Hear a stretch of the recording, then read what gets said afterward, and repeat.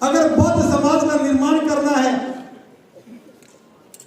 जो पिछले 50 वर्षों में देख रहा हूं, 68 वर्षों में, और खास तौर से इस दिल्ली एनसीआर के क्षेत्र में, यहां बड़ी संख्या में गाजियाबाद, हापुड़, पिलखवा दिल्ली के लोग हैं, गौतम बुद्ध नगर के भी हैं। वो कहेंगे बंदे जी हमारे घर में आकर के हमें ही बुरा बता गए। ये आपके घर में खड़े होकर बात नहीं कर रहा हूं, ये हमारा भी घर है और अपने घर में बताना कोई बुरी बात नहीं है। हम बौद्ध रीति से शादियों के नाम पर भी वही काम करते रहे जो नहीं करना चाहिए था। तो आज सीधी बात कर रहा हूं, अकेली जाति तोड़ने से, जाति को छोड़ने से बात नहीं बनेगी। परंपराओं को भी बदलना होगा।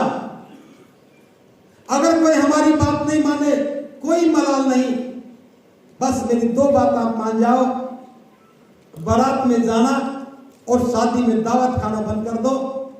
अगली बार जब आओगे तो शादी वाली दावत हम ही खिलाएंगे आपको। 18 मार्च को धम्म कारवां होगा। उसी धम्म कारवां में जैसा चाहो खाना खाना, बनाना आप ही को है, खाना आप ही को खाना, आप ही को बनाना, आप ही का पैसा है, आप ही के लिए। जो समाज जैसा खाना चाहता वैसा बनाए भी। आप इस सुंदर सभागार में आए, आपकी कल्पना सुंदर थी तो सभागार सुंदर मिला, कल्पना अच्छी थी तो वातावरण अच्छा मिला। अब जीवन के प्रति भी अपनी धारणा को बदलो। ये जीवन हमारा किराए का नहीं है, टेंट हाउस की दुकान से लिया हुआ नहीं है कि कोई भी आए सोने वाले गद्दों पर जूते से पैर रगड़ के आगे चला जाए। जूता तो साफ हो गया लेकिन गद्दा तो गंदा हो गया। हम लोगों ने अपने जीवन को खुद गंदा किया है। शादी के नाम पर पोहा पी करके, बोतल पी करके खुश होते हो, बड़ा आनंद आया। क्या जीवन बिगाड़ना कोई आनंद की बात है? लेकिन विवाह शादी के नाम पर ये सारी परंपराएं सम्मान पाती हैं और जीवन ठगा जाता है, जीवन नष्ट होता है। तो मैं चाहता हूं कि प्रत्येक बौद्ध व्यक्ति शादी दिन में करे, बिना बैंड के, बिना बारात के करे, अपने परिजनों को ले जाकर के, सगे संबंधियों को ले जाकर के शादी करे, सामुदायिक भवन में शादी करे, अपने घर में शादी करे। लेकिन बारात, टेंट और बैंड, ये 3 बातें बौद्धों की शादी में नहीं होनी चाहिए। खाने के लिए मैं अभी मना नहीं कर रहा। शादी के बाद लड़का पक्ष चाहे तो अपने सगे संबंधियों को, मित्रों को, पड़ोसियों को खाना खिलाए, लेकिन कर्ज लेकर के ना खिलाए, बैंड बजा के ना खिलाए। शादी दिन में करे। रात को निशाचर लोग शादी करते हैं, रात को जागने वाले। बौद्धों की कोई शादी रात को नहीं होती। अगर आप इस विचार में मेरे साथ हैं तो मैं पूरे विश्वास के साथ कहता हूं, आने वाले कुछ दिनों के बाद इस बात पर शोध शुरू होगा कि बौद्ध लोगों ने अपने जीवन को कैसे तराशा, बौद्ध लोगों ने अपने जीवन को कैसे सुंदर बनाया। बौद्ध लोग, इस देश के बौद्ध लोग अपनी गरीबी से बाहर निकल करके समृद्धि का जीवन कैसे जिए। बौद्ध लोगों ने अपने आचरण को श्रेष्ठ कैसे बनाया। तो धम्म भूमि का ये श्रेष्ठ जीवन का आंदोलन बुनियाद में दिखाई देगा और इमारत के रूप में आपके जीवन का स्वरूप नजर आएगा। मैं ये बात विश्वविद्यालय प्रांगण में इसलिए कह रहा हूं, मेरा विषय केवल बौद्ध अनुयायियों से नहीं है, मेरा विषय इस देश के प्रत्येक व्यक्ति के साथ है कि प्रत्येक व्यक्ति का जीवन सुंदर होना चाहिए। इसीलिए हमने बौद्ध आचार संहिता बनाई। उस बौद्ध आचार संहिता में यह भी एक नियम डाला है कि बौद्ध लोग दिन में शादी करेंगे, घोड़ी पर नहीं बैठेंगे, बैंड नहीं बजाएंगे, बारात नहीं लेके जाएंगे। मैंने अलीगढ़ की बात शुरू की थी। मैंने कई बार ऐसे बार कहा और मुझे बात बताते हुए बड़ा फक्र है।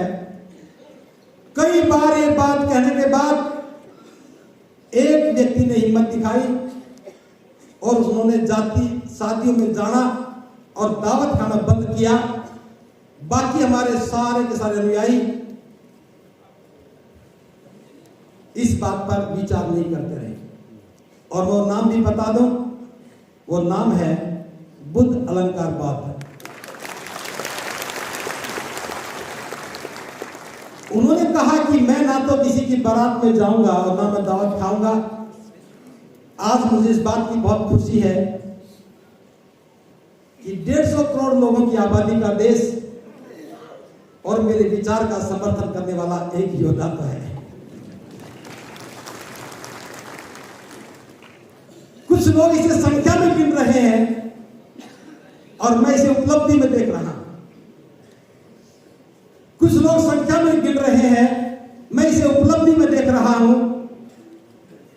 बाबा साहब की बौद्ध में भारत की परिसंकल्पना पर बनने वाली इमारत में एक ईंट सही जगह पर रखी जा चुकी है। जो बारात जाना और दावत खाना बंद करे वो अपने दोनों हाथ ऊपर करके घोषणा करे।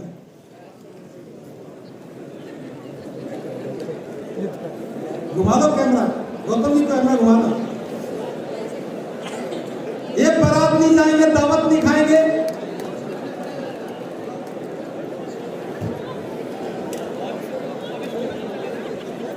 सब एक दूसरे को देख रहे हैं। पड़ोसी बारात से जाए मैं भी ना था।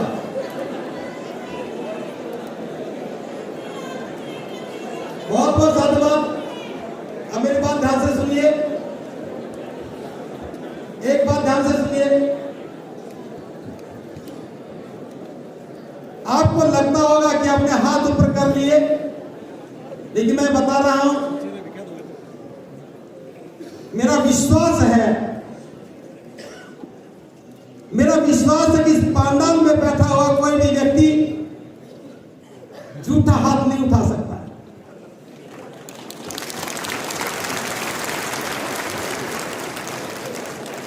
लेकिन मैं ये भी जानता हूं, यहां अकेले अकेले आए हैं।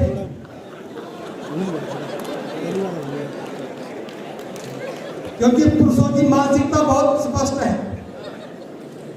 अगर अकेले हैं तो कहीं भी हाथ ऊपर उठवा लो,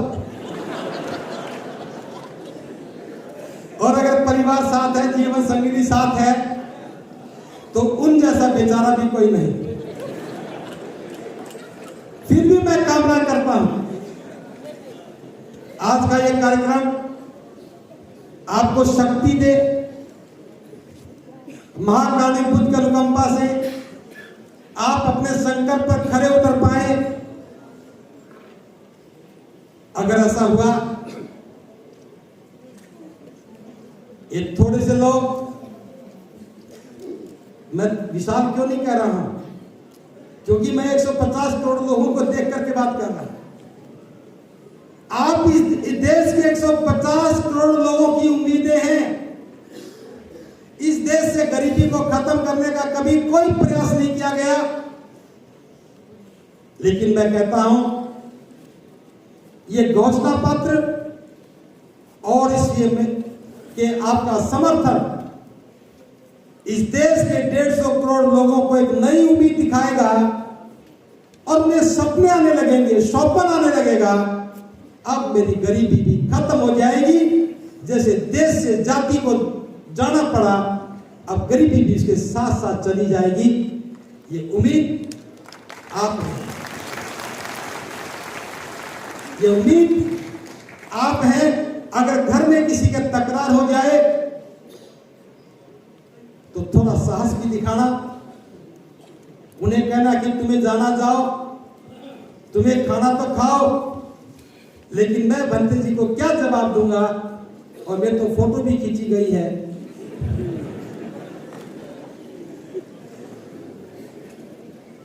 पूरे देश में आपकी तस्वीर गई।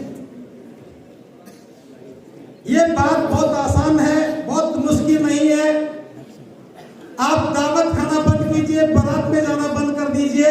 हम शादी की परंपरा बदल देंगे और शादी की परंपरा बदलने के बाद 10 नवंबर 2024 का ये दिन शादी के नाम पर होने वाले जुल्मों को खत्म करने में एक मील का पत्थर बनेगा। हम किसी की गरीबी को खत्म कर पाए या ना कर पाए, लेकिन किसी भी व्यक्ति को गरीबी के कारण जुल्म का शिकार ना होने दे, ये हमारी प्राथमिकता में होना चाहिए। आपने अपना जीवन संवारा, मैं आपके लिए साधुवाद ज्ञापित करता हूं।